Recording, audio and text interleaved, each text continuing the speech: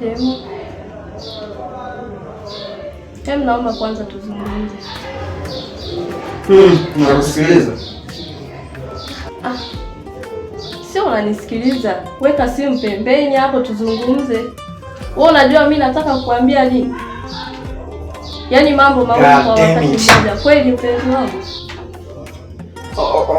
Okay. Mimi nilijua wakati nakwambia na kusikiliza, ungeenda moja kwa moja kwenye pointi kuliko kumaliza energy zako. Nataka kusema nini? Hey, Leticia. Naomba unisikilize kwanza. Unajua sikuelewi siku hizi. Yaani unasaaminisha kazi kuliko mimi mpenzi wako. Yes, Leticia. Kuna muda ikitokea mtu akaja kuuliza, kati ya kazi na mpenzi wako utachagua nini? Akiwarai na kuacha, nachagua kazi. Kwa sababu nitegemea wewe ndio ungekuwa mtu wa kwanza kufurahia mafanikio yangu.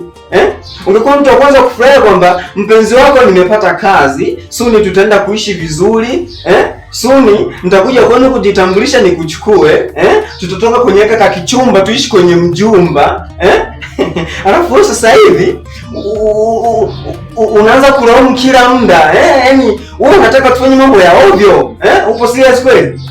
Ipo hivi.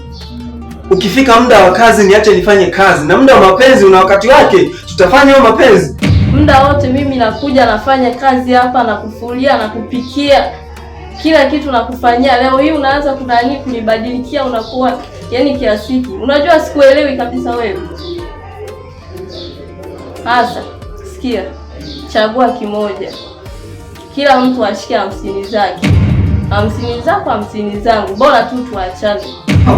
Nimeshachoka. It's better ufanye hivyo. Just go. Hapana. Hey. Sio na kingine vipi?